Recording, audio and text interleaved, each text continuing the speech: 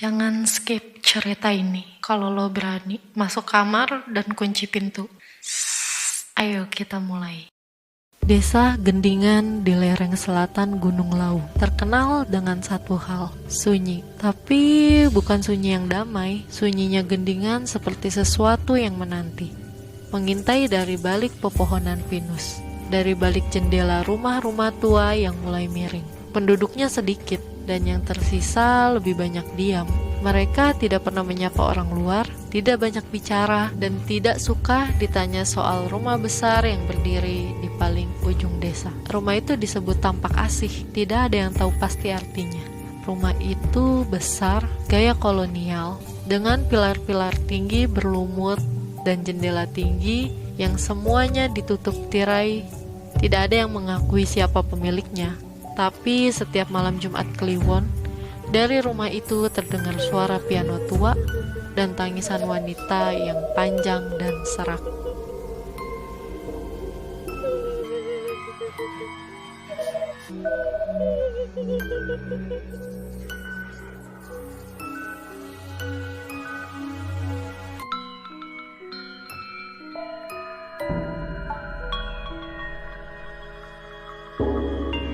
Namaku Rangga.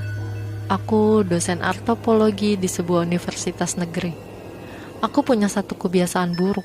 Aku tidak bisa diam kalau ada cerita yang belum selesai. Apalagi cerita yang berhubungan dengan tradisi, misteri, dan hal-hal yang tidak masuk akal. Itu sebabnya aku ada di sini, di Desa Gendingan, membawa satu kamera, buku catatan, dan rasa penasaran yang kelewat batas. Aku datang karena menemukan arsip kolonial Belanda yang menyebut Rumah Putih tempat ritual penyembuhan dilakukan oleh orang-orang yang tidak lagi sepenuhnya manusia. Lokasinya cocok dengan deskripsi rumah Tampak Asih. Tapi tak ada satupun warga yang mau bicara soal rumah itu. Kecuali satu, Ibu Sari. Seorang wanita tua yang matanya buta sebelah dan lidahnya seperti tidak mengenal takut.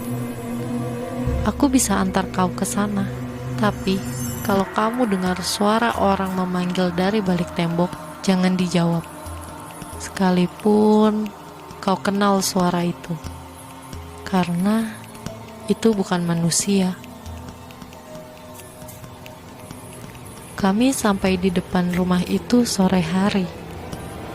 Matahari belum tenggelam, tapi bayang-bayang rumah itu terasa lebih gelap dari seharusnya. Gerbang besi hitamnya terbuka sedikit, berdecit saat disentuh angin.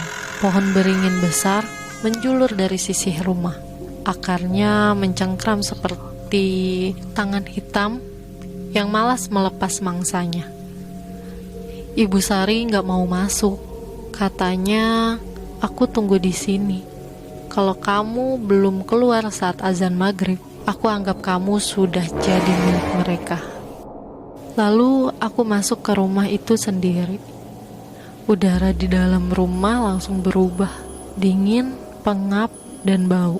Bukan bau bangkai, bukan bau debu, tapi seperti bau bunga yang membusuk dan tanah yang digali belum lama. Lantai marmernya sudah retak, langit-langit tinggi tapi penuh sarang lebah. Ada lukisan-lukisan tua di dinding. Semuanya potret wanita bergaun putih. Wajahnya kabur dan di tengah ruang tamu ada sebuah kursi roda tua menghadap tangga. Kosong, tapi seperti baru saja ditinggalkan. Aku mengangkat kamera. Baru akan mengambil gambar pertama.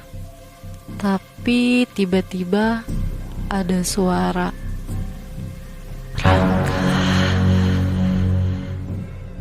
Suara itu pelan, tapi jelas.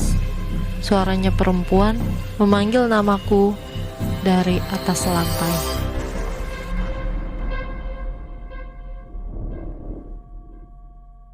Tapi tidak mungkin. Tidak ada yang tahu aku di sini.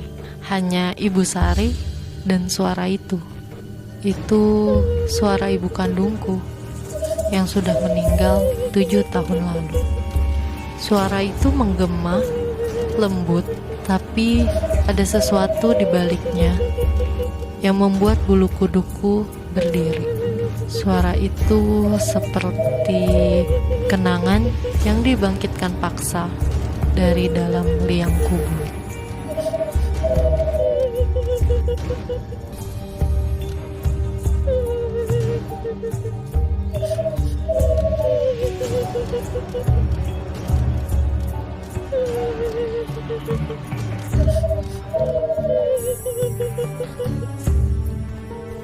Aku berdiri membeku di tengah ruang tamu. Napasku tercekat. Rangga. Sekali lagi, suara itu datang dari atas, dari ujung tangga yang gelap. Cahaya sore tidak mampu menjangkau ke sana, hanya bayangan. Tapi aku bisa melihat sedikit bentuknya, siluet seseorang berdiri di sana, diam dan mematung. Aku tidak bisa melihat wajahnya, tapi tubuhku tahu siapa itu. Itu ibu atau sesuatu yang memakai suara ibu. Langkahku bergerak pelan menuju tangga. 1 langkah, 2 langkah. Suara tangga kayu berderit seperti protes. Lalu, "Jangan naik!" Suara baru, kasar, tua, serak. Aku menoleh. Itu Ibu Sari berdiri di ambang pintu yang tadi ia bilang tak akan dilewati. Napasnya terengah, wajahnya pucat seperti baru melihat setan.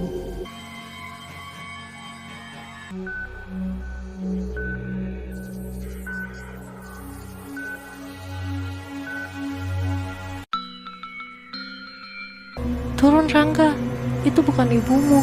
Dia sedang meniru suara yang paling kamu rindukan." Aku turun, gemetar, dan saat aku kembali menjejak lantai pertama, siluet di atas tangga itu menghilang. Tapi tidak dengan suaranya. Ia tertawa pelan, panjang, seperti suara wanita yang menangis dan tertawa sekaligus.